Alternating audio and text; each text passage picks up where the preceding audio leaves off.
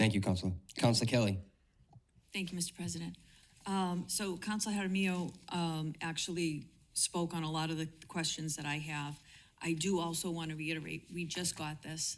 It didn't give me a lot of time to go through this at all. And this is something that I would have liked to have had more time to look at and ask questions, and so I don't feel comfortable with that.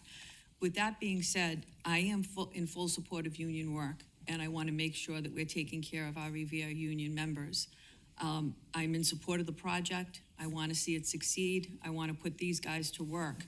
So my question is, why the November 30th date? Why can't we give these guys a commitment that shovels are going to get in the ground much sooner than that? Why can't we do it a June 15th or a June 30th or a July 15th date to ensure, because I don't want them to be under the impression, I don't want our union workers to be under the impression that we signed this tonight and they're all going to be working in June or July, because that may not be the case. If the if the requirement is that a permit needs to be pulled by November 30th, then I agree. We're not looking at any real work here taking place until spring of 2026, hypothetically. And so I just don't want anyone to be misled. Forgive me, but I feel as though I was misled with some facts and the progress of work at this project here a year or so ago when I was asking questions, and I really don't think I was given forthright answers. So I'm a little skeptical. I think this contract should be doing more. It should be giving more of a guarantee for our union work, and I would have liked to have had more time to go through it. And I do have another question. So that's my first question. Why does it have to be November 30th? Why can't it be sooner? I don't like the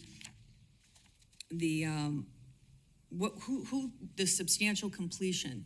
Something in, it says that what constitutes substantial completion, and who's going to decide that for years 14 and 15 for that payment to go down to zero? So what percentage of that is going to be substantial? Is it 90% complete, 80% complete? I don't see that defined anywhere.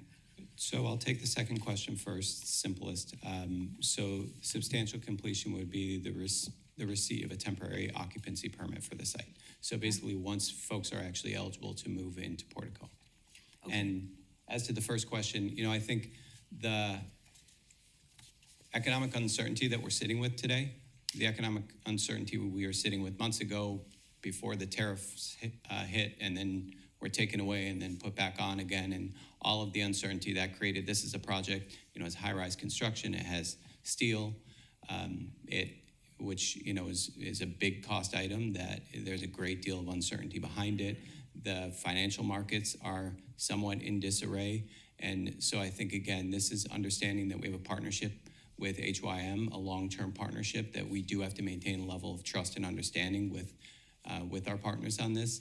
We've received a commitment of, prior to the end of the fiscal year, pulling building permits and starting construction shortly thereafter. I think, we could pick apart the details as to the date of the start of construction, but I think what Mr. O'Brien mentioned is true. If you're pulling building permits for $2 million worth of work and then you're not working for 6 months, that's not only bad for the city of Revere. But that's not right. I understand that, but that's not my question. In other words, that's $2 million that they're going to have to put out by November 30th and then start work in the spring. My question is, why can't that be sooner? Why can't that be in June or July? Why does it have to be a date out in November? Thanks very much. If I could, I just want to correct a misimpression that was created earlier. The payment of a building permit fee would be a project level expense. So the idea would be that the payment of the building payment fee comes out of the lender and the equity and all the other folks. When we close on the project, we begin that day. In fact, we'll probably begin the project prior to the closing of it. It is not true that you're referring to public projects, water, sewer, those sorts of things. For our projects, we've begun plenty of projects and worked through the winter. I think if you ask the folks who were in this room, there have been plenty of days in the winter when people have worked. The issue is doing site work, concrete pouring, things like that.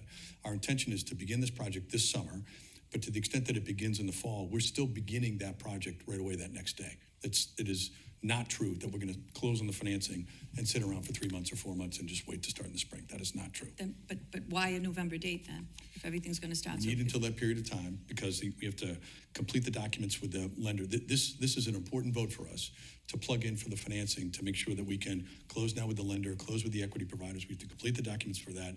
There's a ton of work that needs to happen that will take a number All of those months. months? It will take some weeks to get it done. Yeah. Weeks, I but mean, we're talking 9 months. we're trying to give ourselves room. The last thing we want to do is have this transaction blow Okay. up by November 30th. And you are going to be getting incentives from the state as well, correct? Correct. How much would that? That's part of what we're struggling to try and make sure that we And get. do you have a figure on that? Approximately $15 million was created in the Okay. housing And bond. so you've said on a number of occasions that you've already invested $600 million into this site, correct? Yeah. Okay. So this is where I'm struggling with this. Number one, I don't think it's strong enough language in here to protect our union workers. I'd like to see the dates tightened up. I'd like to see definitions tightened up. It's just the language is just too loose for me.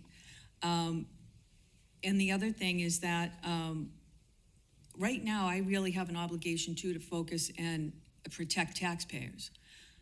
We've got a lot going on in the city right now. We've got a lot going on with budget we're seeing school departments, we just heard, we're operating at a $7.3 million deficit. So it's difficult for me to look at this maybe $10, $11 million that we're talking here, $15 million from the state. Maybe we're talking a total of $20 to $26 million all told.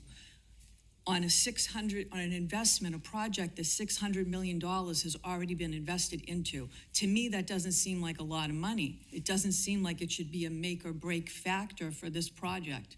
But that amount of money is a lot for us, considering that we just heard the school department's operating at a $7.3 million deficit. So it's a tough thing for me to grapple with, but I have an obligation to be fiscally responsible to the taxpayers as well. So I don't know if I'm going to be able to support this tonight. Thank you. Thank you, Councilor.